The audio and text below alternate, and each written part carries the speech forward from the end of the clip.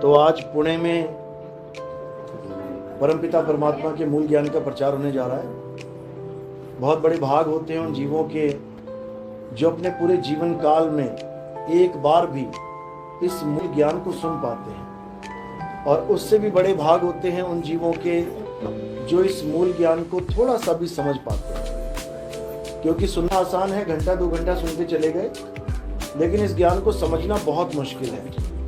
इस ज्ञान को समझने में बहुत ज़्यादा विवेक की जरूरत पड़ती है।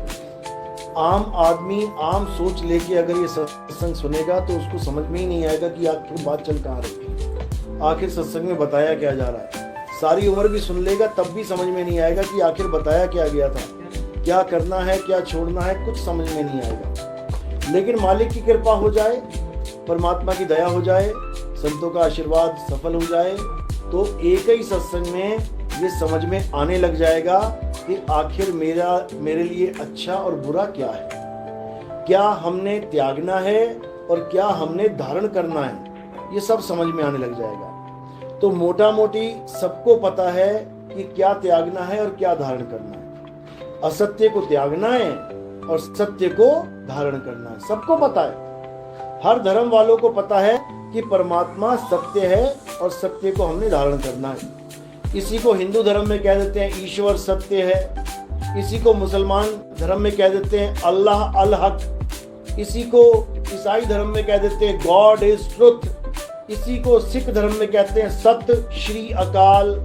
यानी हर धर्म ये मान रहा है, गवाही दे रहा है कि हमारे जीवन का एकमात्र लक्ष्य क्या है, सत्य को प्राप्त करना। सबका एक ही फोकस है। लेकिन फिर भी सबसे ज्यादा धार्मिक झगड़े इसीलिए होते हैं। किस लिए होते हैं? क्योंकि सच क्या है, कौन सा धर्म सच है। हिंदू कह रहा मुसलमान धर्म झूठा है, मुसलमान कह रहा बाकी धर्म झूठे हैं, सिख कह रहा हम सही हैं, ईसाई कह रहे हम सच्चे हैं। झगड़ा इसलिए क्योंकि उनको पता ही नहीं है सत्य होता क्या है। वो केवल भगवान के, अल्लाह के, वाहिगुरु के नाम को ही सच्चा नाम मान बैठे हैं कि अगर आपको सच चाहिए तो राम राम जप। अब राम राम जपने वाले से तुम अगर पूछो क्या अल्लाह अल्लाह जप के सत्य मिल सकता है? ना ना ना ना, अल्लाह का नाम मत ले लेना, बर्बाद हो जाओगे। अब जो अल्लाह अल्लाह कर रहा है उसके सामने कोई कह दे कि क्या राम राम करके मुक्ति मिल जाएगी, ना राम नाम मत लेना गलती से। हम नहीं कह सकते राम नाम, हम तो अल्लाह को प्यार करते हैं। इसी प्रकार ईसाई हालेलुया को, यहोवा को, और सिख भाई सत्य श्री अकाल को, वाहिगुरु को प्यार करके बैठे हैं। लेकिन किसको? नाम को। अब इनसे बस ये पूछ लिया जाए कि क्या तुमने अल्लाह को देखा है, या क्या तुमने अल्लाह को जाना है? क्या राम जी को देखा या जाना है?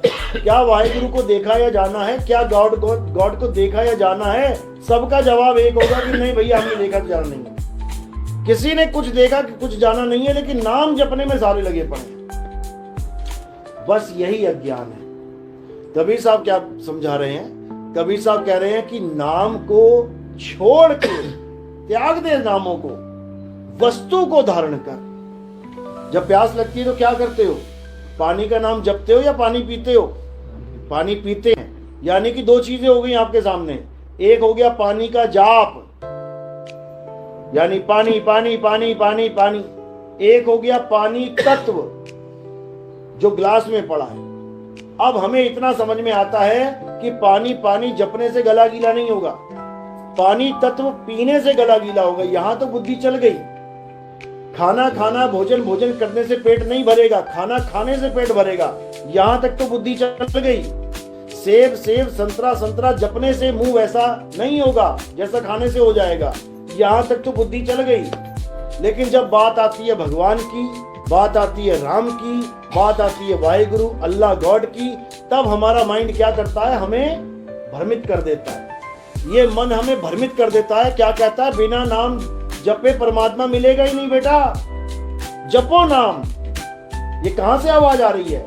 ये मन की आवाज है, और हम इस मन की आवाज को पकड़ के इसके पीछे पीछे चल पड़ते हैं। जबकि कबीर साहब क्या कह रहे हैं? कबीर साहब कह रहे हैं मुंह को कहां ढूंढे रे बंदे, मैं तो तेरे पास में तो सबसे पहले ये समझना है कि ढूंढा जाता किसको है। क्या नाम को ढूंढा जाता है? मेरा पर्स खो गया लेकिन मेरे नाम मेरे पास है, पर्स पर्स पर्स, यानी नाम तो मेरे पास है लेकिन वस्तु मेरे पास नहीं है। नाम को नहीं ढूंढा जा सकता, नाम तो जपा जाता है, वस्तु को ढूंढा जाता है। यानी पर्स पर्स जपना छोड़ के पर्स ढूंढ कहां रखा है? यही मिला, यही मिलेगा कमरे में, कहीं बैठ के पीछे गिर गया हो, कहीं अलमारी में आगे पीछे हो गया हो। तो कबीर साहब यही समझा रहे हैं कि नाम को छोड़ और उसी नाम के तत्व को जान ले। यानी राम राम जपने वाले राम राम जपना छोड़ दें और राम किस तत्व का नाम है उस तत्व को धारण कर ले। अल्लाह अल्लाह जपने वाले अल्लाह अल्लाह जपना छोड़ दें और अल्लाह कहते किसे हैं उसको जान ले। वाहेगुरु वाहेगुरु जपने वाले वाहेगुरु वाहेगुरु नाम को जपना छोड़ दें और वाहेगुरु कहते किसको हैं उस तत्व को जान ले। यहोवा यहोवा जपने वाले यहोवा यहोवा जपना छोड़ के यहोवा कहते किसे हैं उस तत्व को जान ले। 101% कल्याण हो जाएगा। लेकिन क्या भ्रम फैला दिया गया है कि भैया नाम जपना पड़ेगा तब भगवान मिलेगा? नहीं मिलेगा। बाबा नानक ने आज से 600 साल पहले कह दिया, राम राम करता जग फिरे राम न पाया जाए। तो इन लोगों ने क्या किया? राम राम छोड़ दिया, अब वाहेगुरु वाहेगुरु जपना शुरू कर दिया। अब बाबा नानक अगर दोबारा आ जाएं तो वो यही कहेंगे वाहेगुरु वाहेगुरु करता जग फिरे और वाहेगुरु पाया ना जाए। ये कहना पड़ेगा उन्हें, क्योंकि वो राम राम छुड़वाना चाहते थे, 52 अक्षरी नाम छुड़वाना चाहते थे और उस तत्व का ज्ञान लखाना चाहते थे। बाबा नानक ने तो वाणियों में बिल्कुल क्लियर बता दिया। क्या कहते हैं कि जो परमात्मा का असली नाम है वो इन आंखों से नहीं देखा जा सकता। अखा वाजो वेखना बिन कन्नी सुनना, वो परमात्मा का असली नाम इन कानों से सुना ही नहीं जा सकता। और ये जितने बाबा लोग बैठे हैं ये सब मुंह से बोल के कानों से सुनवा के नाम दीक्षा दे रहे हैं। ये अक्षर है, ये नाम नहीं है। नाम अलग चीज है, अक्षर अलग चीज है। नामदान जब हम कहते हैं तो नामदान का मतलब अक्षरदान नहीं है। ये हिंदी के अक्षर, पंजाबी के अक्षर, उर्दू के अक्षर, ये दान लेने थोड़ी जा रहे हम। हमें नामदान चाहिए। नाम का मतलब होता है तुम्हारा आत्म स्वरूप। यानी हे बाबा जी, ये मेरा शरीर किसकी वजह से चल रहा है, मुझे ये बताओ। मेरा असली स्वरूप क्या है, मुझे ये बताओ। मुझे इस नकली काया स्वरूप को छोड़ के आत्म स्वरूप का दर्शन कैसे हो वो बताओ। उसको कहते हैं नाम दान। सिख भाई कहते भी हैं दाना सिर दान नाम दान। यानी सबसे बड़ा दान क्या है? स्वरूप ज्ञान ही सबसे बड़ा दान है।